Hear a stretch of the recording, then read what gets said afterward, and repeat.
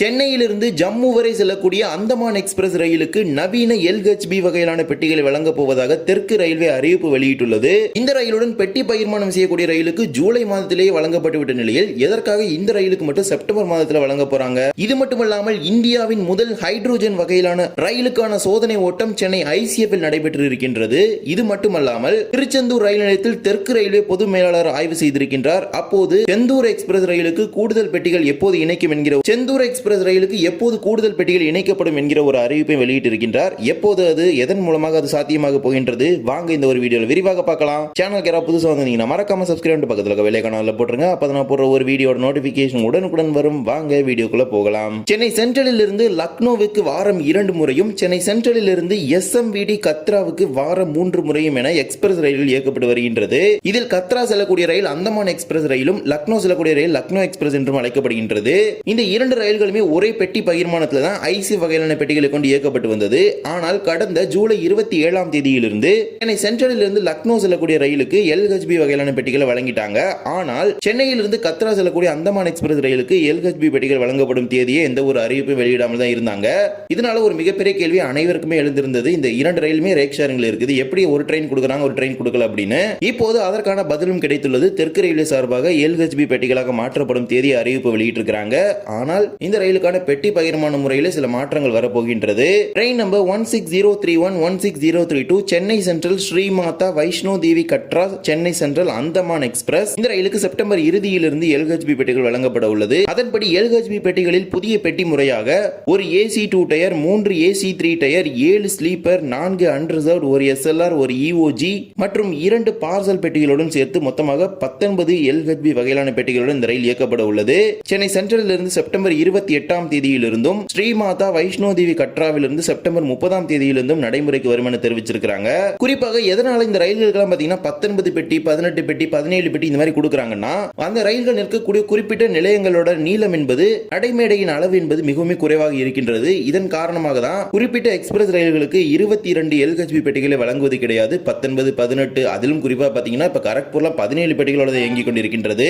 இப்போ ஒரு முக்கியமான விஷயத்துக்கு வருவோம். இந்த 2 ட்ரெயின் ரேக் ஷேரிங்ல வரப்போதான்னு கேட்டீங்கன்னா, இந்த 2 ட்ரெயின் பாத்தீங்கன்னா ரேக் ஷேரிங்ல இருந்து விடுவிக்கிறாங்க. ஏனென்றால் சென்னையிலிருந்து லக்னோ செல்லக்கூடிய ரயிலுக்கு 8 ஸ்லீப்பர் பெட்டிகள் இருக்கின்றது. அதே சென்னையிலிருந்து கத்ரா செல்லக்கூடிய ரயிலுக்கு 7 ஸ்லீப்பர் பெட்டிகள் மட்டுமே இருக்கின்றது. இதனால இந்த 2 ரயில்களுக்கான ரேக் ஷேரிங் என்பது இனிமேல் வரப்போவது கிடையாது. அப்படி ரேக் ஷேரிங் போட்டாங்கன்னா லக்னோ போயிட்டு வந்தோம்னா ஒரு ஸ்லீப்பரை கழட்டிட்டு அகைன் பாத்தீங்கன்னா ஒரு பார்சல் காரங்க ஆட் பண்ணி தான் கொண்டு போற மாதிரி இருக்கும். மேபி அந்த மாதிரி இருக்காது. 2க்கும் ரேக் ஷேரிங் கட் பண்ணிட்டாங்க. எனவே செப்டம்பர் இறுதியிலிருந்து LHB பெட்டிகளுடன் அந்தமான் எக்ஸ்பிரஸ் இயக்கப்படும் என்கிற ஒரு அறிவிப்பு தற்போது வெளியிட்டிருக்கிறாங்க. இதே போலவே தெற்கு ரயில்வே மதுரை கோட்டத்தின் கீழ் திருச்செந்தூர் ரயில் நிலையத்தில் தெற்கு ரயில்வேயின் பொது மேலாளர் RN சிங் அவர்கள் ஆய்வு மேற்கொண்டிருக்கின்றார். அங்கு நடைபெற்று வரும் அம்ரித் பாரத் மறுசீரமைப்பு திட்ட பணிகளை ஆய்வு செய்வதற்காக திருச்செந்தூர் ரயில் நிலையத்திற்கு வந்திருந்த தெற்கு ரயில்வேயின் பொது மேலாளர் அவர்கள் ஆய்வு பணியின் போது பொதுமக்களின் கோரிக்கைகளுக்கான ஒரு பதிலையும் கொடுத்திருக்கின்றார். அதில் தற்போது சென்னையிலிருந்து திருச்செந்தூருக்கு இயக்கப்படும் செந்தூர் எக்ஸ்பிரஸ் ரயில் வெறும் 18 பெட்டிகளை கொண்டு மட்டுமே இயக்கப்பட்டு வருகின்றது. இந்த ரயிலை 24 பெட்டிகளை கொண்ட ரயிலாக மாற்ற வேண்டும் என்கிற ஒரு கோரிக்கை அந்த பகுதி மக்கள் முன்வைத்தாங்க. அதற்கு தெற்கு ரயில்வேயோட பதில் என்ன இருந்துச்சுன்னா, பொது மேலாளர் சார்பாக இதற்கான ஒரு பதிலை கொடுத்திருக்காங்க. திருச்செந்தூர் ரயில் நிலையத்தை பொறுத்தவரை இப்போது முதலாம் நடைமேடையில் மட்டுமே எக்ஸ்பிரஸ் ரயில்களை உள்வாங்க முடியும். அந்த நிலையத்தை பொறுத்தவரை அந்த முதலாம் நடைமேடையிலேயே வெறும் 18 பெட்டிகளை மட்டுமே கையாளும் வகையில் நடைமேடை நீளம் இருக்கின்றது. அதே போலவே 2 மற்றும் 3வது நடைமேடைகளை பொறுத்தவரை 12 முதல் 13 பெட்டிகளை மட்டுமே கையாள முடியும். இதன் காரணமாக தான் திருச்செந்தூரிலிருந்து திருநெல்வேலி மற்றும் பாலக்காடு செல்லக்கூடிய ரயில்களுக்கு குறைவான எண்ணிக்கையில் பெட்டிகள் இணைக்கப்பட்டு இயக்கப்பட்டு வருகின்றது. திருச்செந்தூர் திருநெல்வேலி இந்த முழு வழித்தடத்திலுமே பாத்தீங்கன்னா மிகவும் குறைவான பெட்டிகளை கையாளும் வகையில் தான் நடைமேடை நீளம் இருக்கின்றது. தற்போது அந்த நடைமேடைகளின் நீளத்தை 24 பெட்டிகளை கையாளும் வகையில் நீட்டிப்பதற்கான பணிகள் நடைபெற்றுக் கொண்டிருக்கின்றது மற்றும் உயரத்தை அதிகரிப்பதற்கான பணிகள் நடைபெற்றுக் கொண்டிருக்கின்றது.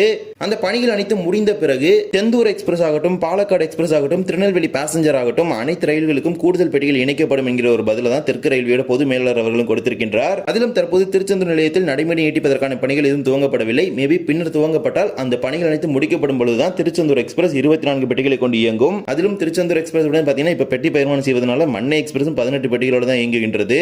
மேலும் திருச்செந்தூர் ரயில் நிலையத்தில் பயணிகளுக்கான போதுமான வசதிகள் ஏற்படுத்தப்பட்டுள்ளதாகவும் மேலும் அதிக அளவிலான வசதிகள் ஏற்படுத்தக்கூடிய பணிகள் நடைபெற்றுக் கொண்டிருப்பதாகவும் தெரிவிச்சிருக்கின்றார். எனவே இந்த நடைமேடை நீளம் அப்படிங்கிறது தான் ஒரே ஒரு ப்ராப்ளம் இருக்குது. அது முடிஞ்ச பிறகு பாத்தீங்கன்னா கண்டிப்பா செந்தூர் எக்ஸ்பிரஸ் 24 கோச் ட்ரெயின்ஸா வந்து மாத்துவாங்க. அது வரைக்கும் 18 கோச்சோட தான் ரன் ஆகும். இதே போலவே இந்தியாவின் முதல் ஹைட்ரோஜன் ரயிலுக்கான சோதனை ஓட்டம் ICF சென்னையில் நடைபெற்று இருக்கின்றது.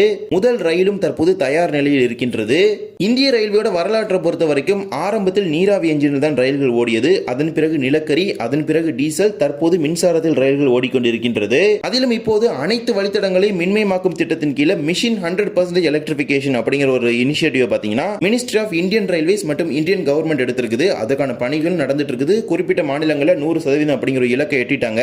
தமிழ்நாட்டிலேயும் மிக விரைவில் 100% இலக்கை எட்ட போறாங்க. ஏன்னா ராமநாதபுரம், ராமேஸ்வரம், திருவாரூர், காரைக்குடி இது மட்டும் தான் பெண்டிங்ல இருக்குது. இனியில தான் தற்போது எலக்ட்ரிக்ல இருந்து ஹைட்ரஜனுக்கு இந்தியன் ரயில்வேஸ் அப்கிரேட் ஆக போகுது. இந்த ஹைட்ரஜன் ட்ரெயின் செட்டை பொறுத்த வரைக்கும் இது ஒரு தனி லோகோமோட்டிவா கேட்டீங்கன்னா அந்த மாதிரி கிடையாது. எப்படி நமக்கு டீசல்ல டெமோ ட்ரெயின்ஸ் ரன் ஆகுதோ, எலக்ட்ரிக்ல இஎம்யூ மெமோல ரன் ஆகுதோ, அது போன்ற ஒரு கான்செப்ட்ல தான் இந்த ஒரு ஹைட்ரஜன் ட்ரெயின் செட்டையும் உருவாக்கிட்டு இருக்காங்க. இந்த ரயில்களை பொறுத்த வரைக்கும் மொத்தமாவே 10 பெட்டிகள் தான் இருக்க போகின்றது. அதுல 2 பாத்தீங்கன்னா பவர் கார், அதாவது இன்ஜின் மாதிரி 2 சைடு வந்துரும். அதுல பேசஞ்சர்ஸ் ஏற முடியாது.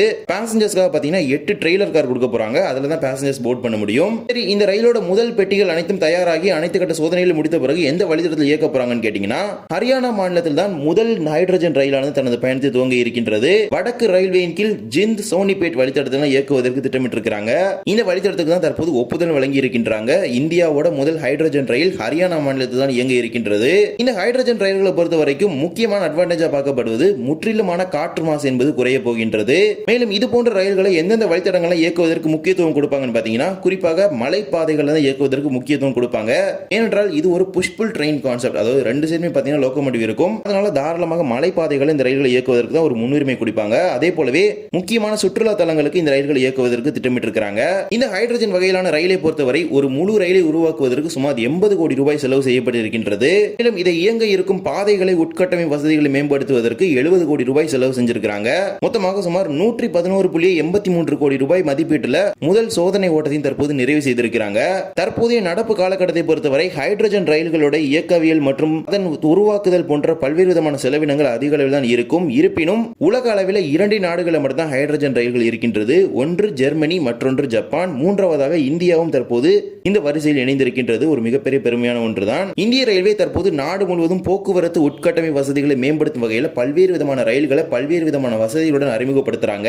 அதன் வரிசையில் தான் இந்த ஹைட்ரஜன் ரயிலும் இணைய இருக்கின்றது. மிக விரைவில் இதன் பயணமானது ஹரியானா மாநிலத்தில் துவங்க இருக்கின்றது. இந்த ஒரு வீடியோவில் தான் இந்த வீடியோ பிடிச்சதா மறக்காம like and share and subscribe பக்கத்தில் பெல் ஐகானை போட்டுருங்க. அப்பதான் நான் போடுற ஒரு வீடியோட நோட்டிபிகேஷன் உடனுக்குடன் வரும். இன்னொரு வீடியோ சந்திக்கலாம். தேங்க்ஸ் ஃபார் வாட்சிங்.